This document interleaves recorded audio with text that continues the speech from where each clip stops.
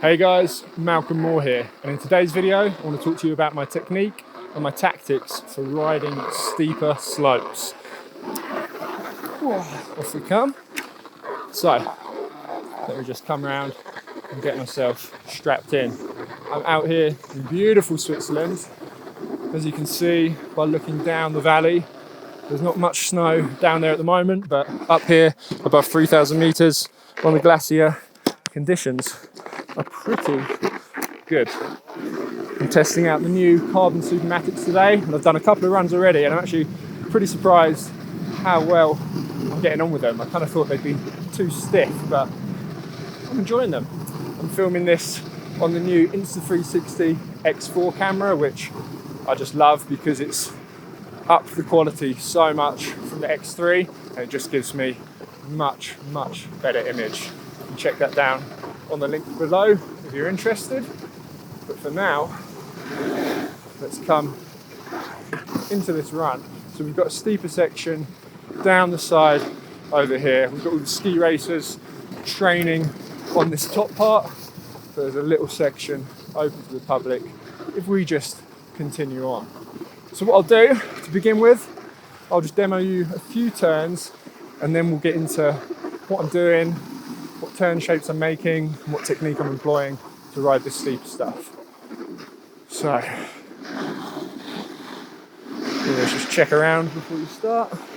Okay, let's get into it.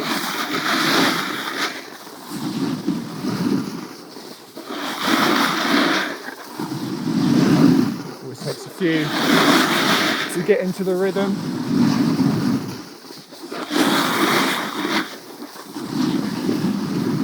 Okay, good. And let's come to the side there. So, let's talk firstly about my tactics. And what I mean by tactics is the turn shape that I'm choosing to use. So I'm making tight or small radius closed turns. So that just means that my turns themselves are small, and closed just means that I'm coming fully across the piste or 90 degrees to the fall line. So the fall line is the path gravity would take down the slope, and I'm cutting across that path. The reason that I'm doing that is to slow myself down. By cutting across that path, I slow myself right down, and that's how I'm controlling my speed. And I'm trying to control my speed as much as possible by using that turn shape, using those small S-shaped turns all the way down. You can, of course, just control your speed by skidding the whole way down, but personally, I find that's not much fun, and whilst you can do that on a piste, it doesn't really work in any other conditions. So if you want to start trying to ride by using your turn shapes, you're going to find it's much easier for you to then progress onto other terrain. But this isn't me trying to convert you to turning. Let's assume you're already at that point and you want to do that.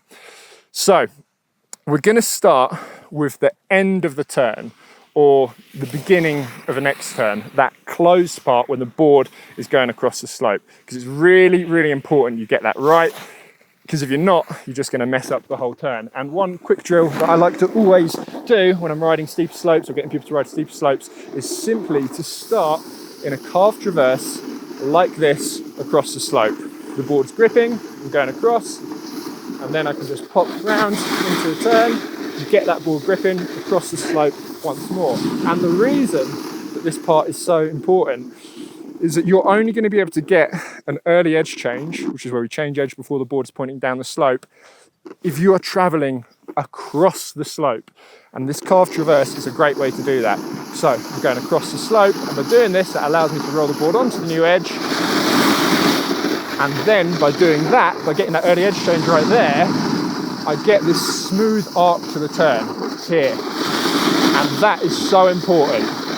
Once more, that arc to the turn is so important, because what that arc does is allow us to transfer our momentum from going one way across the slope to go the other way across the slope, which is all we're doing when we're turning. We're going left and right across the slope. And a lot of people think, oh, I'm riding a steep slope, I need to really quickly make this edge change and really quickly get the board around. But in doing that, they lose that arc of the turn. And if you just flip the board around really quickly, because you don't have that smooth arc, you just send your board and the momentum of your center of mass carrying straight down the fall line, and you're actually going to skid much more. And as soon as you get this arc of the turn, you'll be amazed at how much easier it is for you to grip and go across the slope, because you're actually putting less pressure through the board. Let me just illustrate that for you. So I'm going to come around, and I'm just going to flip the board around really quickly, and it just pushes you into a skid down the slope. Let me show you once more. I'm going to really quickly get that board around. My momentum is just going down this way, and it takes me a while to get down, get the board gripping and going across. Whereas if I don't rush that, if I don't kick the back foot out, if I just roll the board from one edge to the other, my momentum is now traveling in line with the board.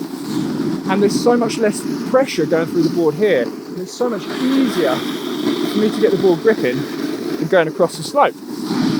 Okay, so it's these short, tight turns with that smooth arc, making sure you're gripping across the slope at the end of every turn. And now let's talk a little bit about the technique that I'm employing to be able to do just that. All right, it's a little bit flat here, so we'll get over this section. And it all comes from having this base, having this solid platform that you find in the carved traverse. Let me show you. I'm in the carved traverse, the board's gripping, and what I'm going to do, I'm just going to push up out of this position.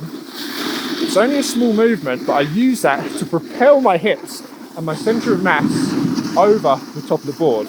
Watch this. Slight push, over we go. Board's gripping. When I'm ready, push off, over we go.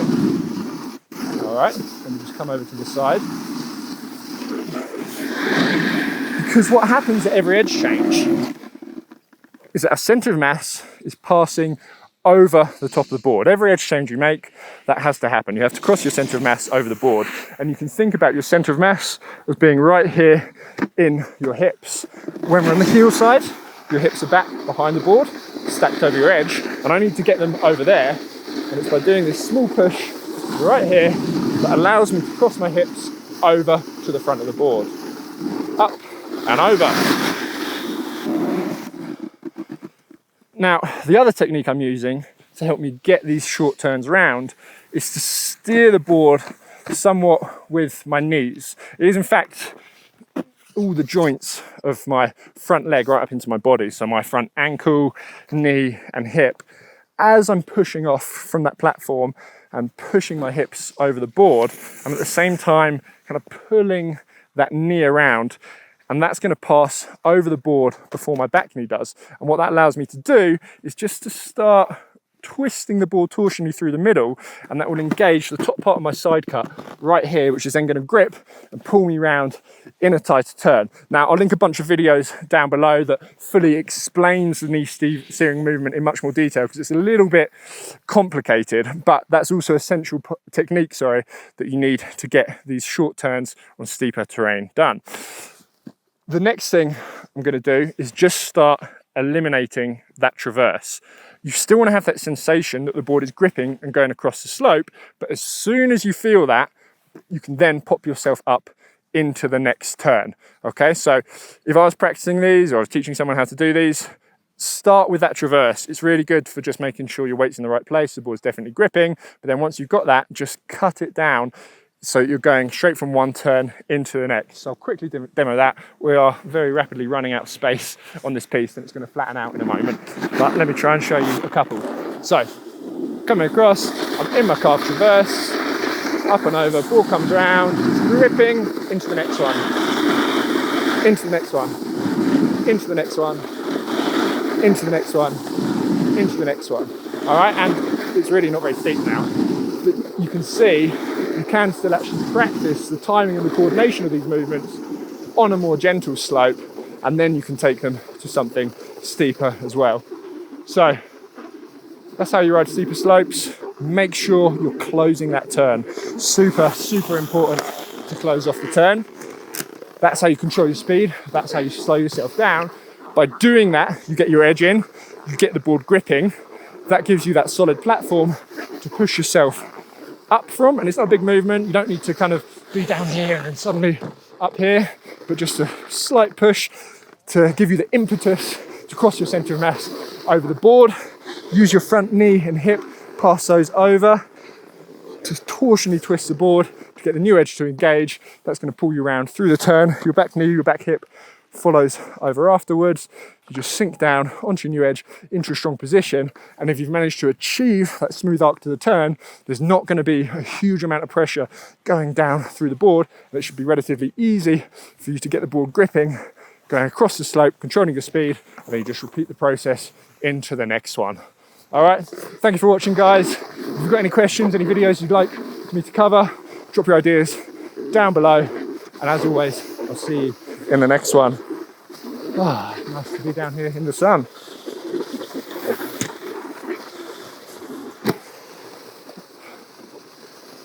Might get a few more here.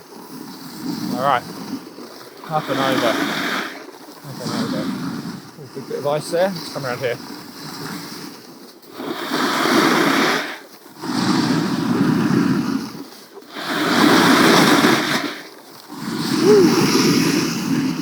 Check that out. So yeah, guys, if you see big icy patches, don't try and really engage your edge in those. It's not going to work. So keeping your head up, looking where you're going, always really helps as well. Off we go.